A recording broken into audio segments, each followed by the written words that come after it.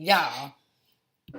Okay, I'm back. This is my last time, okay? I just keep thinking of stuff I want to talk about. So, I just want to have an honest conversation about their preferences again because I just saw something that I thought was quite interesting, actually. And I wanted to take a look at it with you guys, which is like this is from their own mouth. Like black men do not know, honestly, they have no good reason, not that there is a good reason, to abandon their communities and date outside their race, other than daddy said I couldn't do it. And this is what I mean. Like they don't have any reason to abandon their communities, to overwhelmingly date outside their race. They're just doing it because it's generational. And there's the reason why, that's the same reason why we don't have a re-emergence of black families, because it's generational to not have a family. That's just what it is. So, talking about a generational curse, it's not a curse.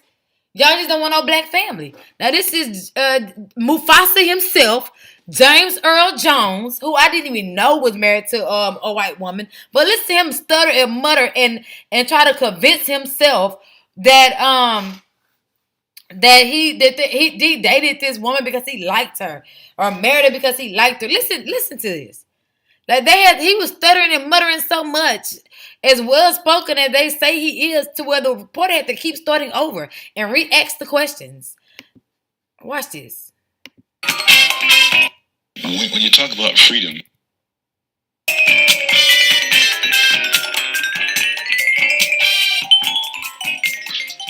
good. Funny thing, when you talk about freedom, you usually challenging the married. You're challenging him to want to achieve anything he wants, to capture anything he wants, right? And around the time he's 14, you begin to say to him, well, there's certain kind of women you shouldn't have, and so on and so forth. Well, that's one aspect of the problem. I think that thing that happens at 14 should not happen, first of all. The man should pursue the kind of woman that either is in his dreams or is in his reality or whatever. Now you get to, how do you mean a war? Well, that's right. Cut it. All right. Let's. Okay, so we heard what he said, right? Freedom. He equated freedom. Remember, just like Quincy Jones. I'm gonna look for Quincy Jones saying, just like Quincy Jones said, all those black leaders had white wives and white girlfriends. Just like Quincy Jones said that revolution is in between a white woman's legs.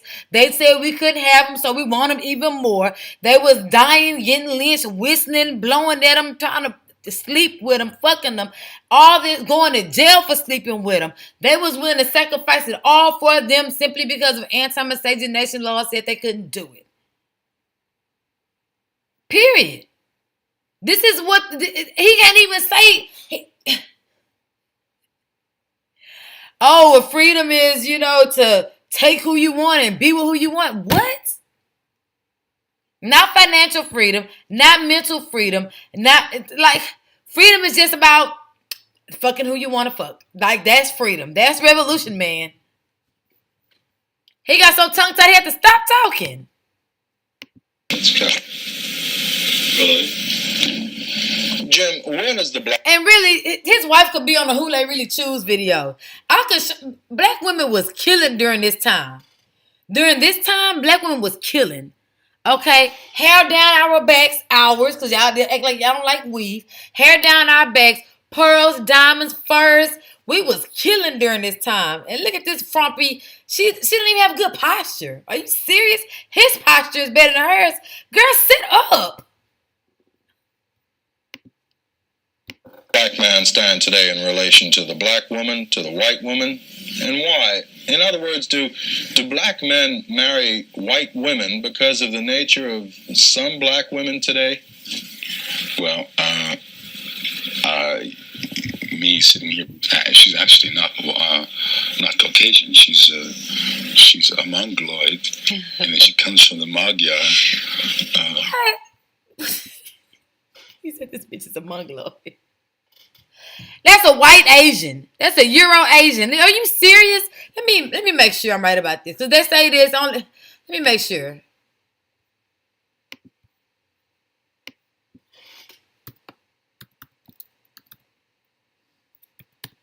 East Asian, right? Related to humankind. It is, yeah, East Asian, Southeast. Okay, Asian. Are you serious?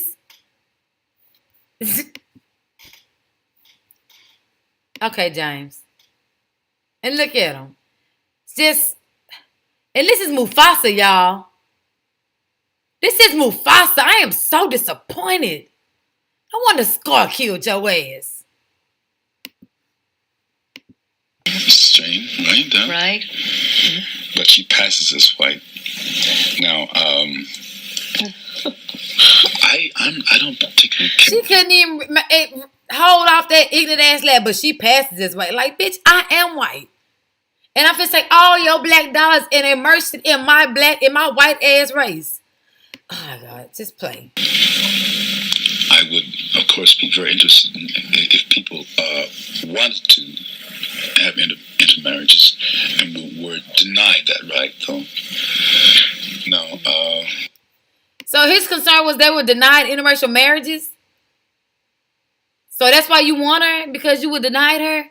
This is a constant rhetoric. The popular black girls rejected me, so I'm just gonna talk to white trash girls. Like, it's all about rejection and being told no, and no, you can't.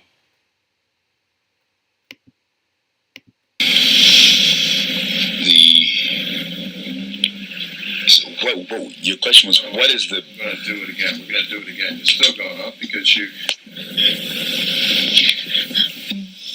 Jim, do black men marry white women because of the nature of black women? I know in some of our earlier conversations you mentioned that... This man is talking and he's looking so intensely like he's trying to understand the words that's coming out of his mouth like, duh. Don't he look like that? He like home about to say, no. Okay. Okay. Black women you've met have been uptight. What do you mean by that? Well, there they go with this loose white woman syndrome. But white women should be offended. So they don't have no standards. They loose. They free with their bodies. They'll fuck you and your partners. Like, what is, like? It's even very so much negative stereotype. But okay, come on. I'll answer the one question. What do I mean by uptight? Going toward a more militant attitude about their own identity. A militant attitude about their own identity? We're talking about the 60s. Everybody should have been militarized at that point. See, it's just like the Black Lives Matter of today. You know what I'm saying? The black women out there on the front line fighting. And then what y'all doing? Marrying white bitches. We're trying to get freedom and equality and close this economic gap, and y'all out there, hey, we was denied white bitches. We got them, so we good. It's all, and then you look down on us for being militant when you should be militant. We're not gonna sit by and let our community go by the wayside and get whitewashed and our history get lost and our money being funneled into all these other communities besides ours. We see a problem with that. Why don't you?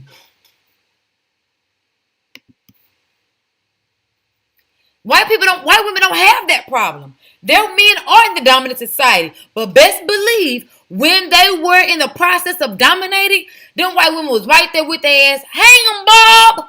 Kill them, Billy! This is our land. We're taking it.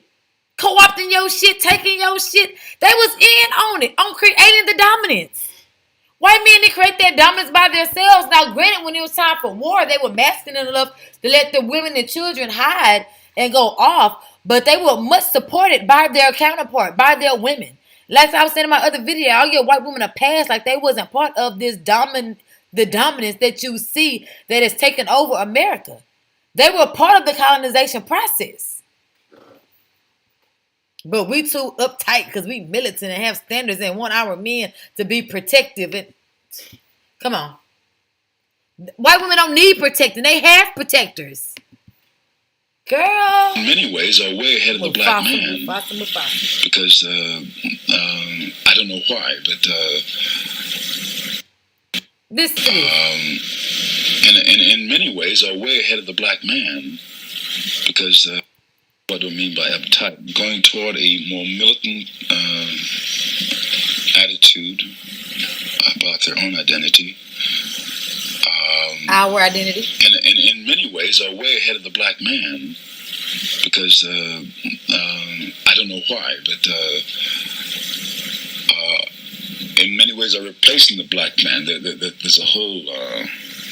So you're not masculine enough to be with the women on your own side because you don't want to fight for dominance. They trying to fight and get their land back and get America back, and you So y'all just comfortable in being subjugated and dominated. Y'all just cool with that. While we trying to fight against it. This is out of our own black man's mouth in the 60s now. He's muttering and stuttering through it, but we can hear him clearly. This is the ideology of the black man during that time. Is that what we're saying? The majority. Because what's his name? Huey Newton and them are outliers. They're outliers. And when this comes to talking about black men as a collective. Because Malcolm told you what the black male collective was doing during that time. And it wasn't protesting and picking up arms. Those are very few and very sparse. And y'all never thought that's why they gave you the anti-miscegenation laws? To pacify you, to get you to shut up, to get you to not want nothing? Watch this. Keep watching, y'all. Head of the black man. It's an almost unfeminine aspect of the black militant woman. See, they go attacking our femininity. Always, they've always attacked our femininity. We're not feminine. We're like, what do you need to be feminine? What is femininity? I would like for you guys to describe femininity. Like, and because I see white women out there whooping on you, smashing your stuff, tearing your shit up, like slapping you, calling you nigger. Is that feminine? What do y'all think is femininity?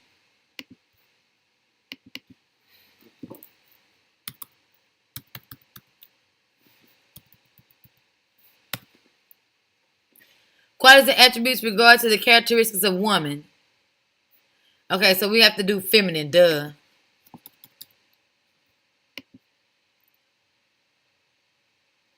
Traditionally associated with women. Soft, girlish. Like, that's women. Definition. Oh, they still on protect.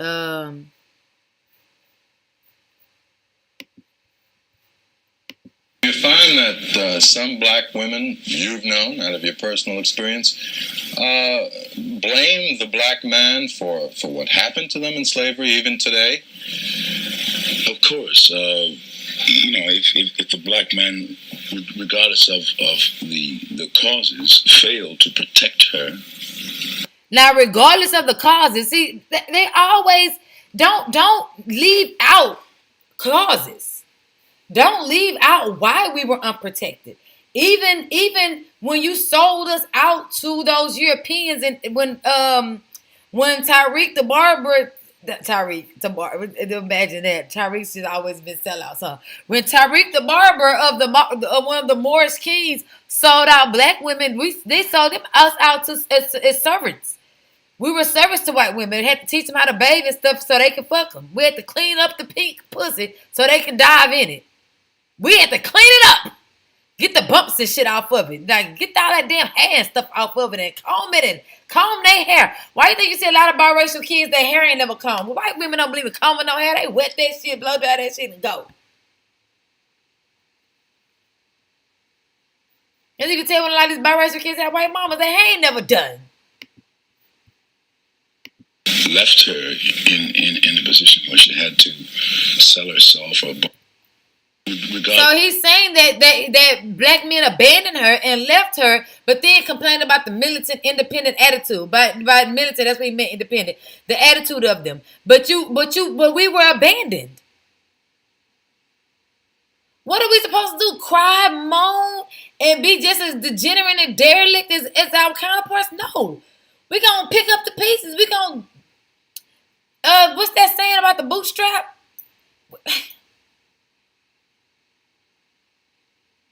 Just imagine if black men moved how black women move. Then black people would be the most educated demographic. Black people would be richer and have more access to wealth and resources because we would be creating resources. Black people would be owning more land.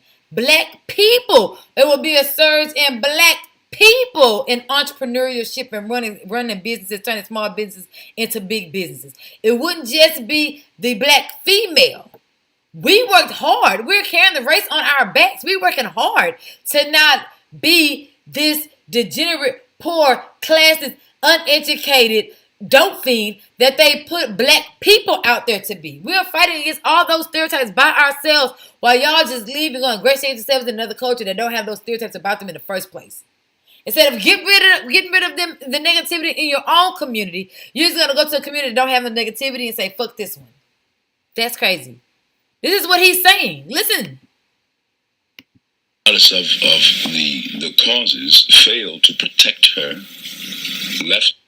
Regardless of the causes, y'all, they always say that. That's how you get rid of accountability. Her in a position where she had to sell herself or bargain with her body and so on. Yes, she. And we're not just talking about prostitution because we saw that video that I'm gonna go look it up. That we were talking about they was right out of slavery. They was pimping us out and selling us because white men still had an affinity for us, and they sought to capitalize off that. And us being stupid, going along with it, is that's why he went straight to prostitution. It's not prostitution you didn't protect us from. It's more. It's more. You didn't protect us as a community. All y'all, when they got, this ain't new. When people get money, they going to date white women. They been doing this. Quincy Jones said it himself, and his whole family is white now. I've been going to the grocery store, y'all. I'm here all day with y'all. Listen. Yeah, there's resentment about that, but it's very complex now. You see, I think in another generation you'll get a whole crop, a whole generation. Jim, where does the black man stand today in relation to the black woman, the white woman? Why? You hear it said that some black... I better do that again. I'm sorry. It's my phone. Okay. Jim, do black men marry white women because of the nature of black women? You've said in some of our earlier conversations that black women seem to be uptight. Uptight about what? Uptight about their position in society. There are many, because I'm generalizing now, many are overreacting against Aunt Jemima, the Aunt Jemima image, the submissive Mother Earth type, unselfish, all giving, especially all giving to the white. See, there they go, talking about submission again, but don't know what submission is. All giving to the white man. What? But you just said you abandoned us and we just a bunch of abandoned prostitutes. But now we just automatically all giving. Man. But we militant. But we all giving to the white man. But we militarized against them. You're all giving to his offspring. Sexually and in the kitchen and every other way. And she's also overreacting against the problem of having to be the breadwinner. So black women are overreacting to having to be the breadwinner in a climate to which there isn't enough bread out there to win. We're talking about the 60s. So Again, black women can have standards. And this is frowned upon. But white women have standards, it's fine. You think that he would allow Juliana Marie to be the breadwinner? He taking care of that woman. But when it comes to taking care of a black woman, you got this, sis. But then you complain about us being independent, but you told us to go be independent. You told us to go be the breadwinner. And said we was overreacting to having to be the breadwinner. It's like, it's crazy. Listen, I want to talk about, let's talk about it. We're going to talk about it. The matriarch of the house. The myth of the black matriarch is really a myth because she is not. It wasn't her choice. Many. Okay, listen. He's not gonna say it wasn't her choice because we abandoned her though. Listen to this. He's gonna go all around that. Black women, I'm sure, once they found this job had a certain social and political dignity to it, relished it and wielded the rolling pen, like any minority group mama would do. But no matter how much she might relish it, it wasn't her choice to begin with. Why? She would always have preferred the black male to have run the house, to have saved her from white rapists and white slave owners. But is the black woman pop? He just couldn't bring himself to say it. But we were cowardice. We didn't protect her. We left them hanging after slavery during Reconstruction. We bowed out. We got the hell up out of there and left her with them kids. And if we're going to create another family and get tired of that and leave them. There's a video. I love Hezekiah News. Y'all need to subscribe and go through it. Because there's one where she was like, I don't know where he went. My husband just left and I haven't seen him for years. They traced 3 different abandoned families to this one black man. And this was in the 70s. So y'all stop that stuff. Come on. These women worked hard to raise y'all. Even the juke joint mamas that was always at the club. You don't know how hard it is to fight that depression, that rejection, that you know how many black women like me sit in our rooms and cry on a regular basis? Because we don't have that support and we need it. It is a very traumatic experience being a single parent. It is very traumatic. It's very traumatic. It's up and down. It's tumultuous. It's a lot of things. Damn sure ain't easy. And it damn sure ain't something that we choosing. He didn't say that though. I recognize that this reaction can exist, you see. What reaction? That's another question. What reaction? What reaction? The reaction to your abandonment? He didn't say the abandonment. He stuttered and bumbled and never took any type of blame. For the abandonment. He don't want to say nothing because that would be like, I abandoned too. I jumped out the black community too, as soon as I could. Did you marry Julianne? Because I'm white, Julianne, because she's Julianne. Yeah, nothing to do with race at all, really. No, not at all. Okay. If I looked at it from a social standpoint, I could say that she outshone, as a person, most women I met of any race. Thank you. Yeah. All right, Julianne. Why did you marry Jen? But first, again, he said, "Why did you marry her?" Oh, I married her because she's her, and she's outshone any woman. Like how? What did she do besides be white? They never can explain why they like these women, and then when they break up with them, oh, she's a bitch. She's this. She's keeping my baby from me, and all this here shit. But when you ask them why you with her in the first place, oh, she's Julian. The fuck?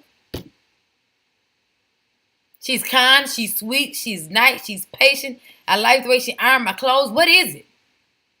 Because she's not doing none of this. You got maids for all of that. She's not doing none of this for you. Y'all not getting these submissive women. Come on.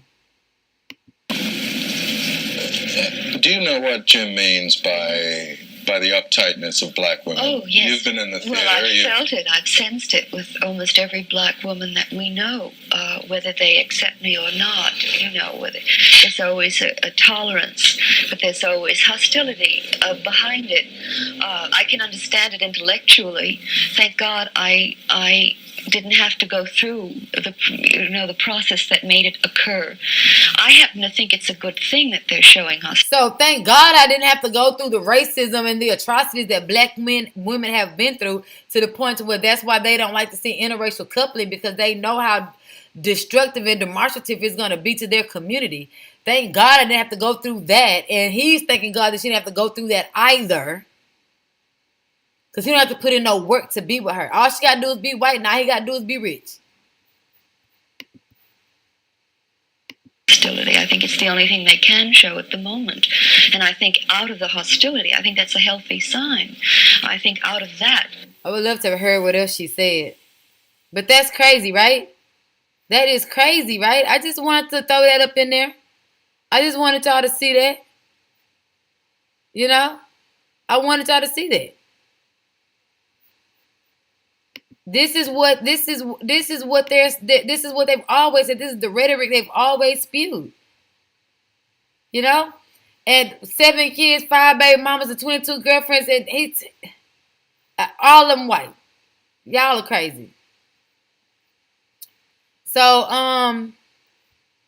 I just find it hard that you guys want us to not be dependent on you when we can never depend on you. Not in my generation, not in my mom's generation. So it's like, black women created Black Lives Matter. Even though I know it was a political diversion by George Soros, still, you have women covering the bodies of black men so they don't get shot, so they willing to take bullets for these motherfuckers. But they out there proposing to their white wives at Black Lives Matter demonstrations. They're out there protesting for George Floyd when his white fiance said he wouldn't want this. He would want y'all to chill and be peaceful. I'm sure he didn't want that knee on his neck either.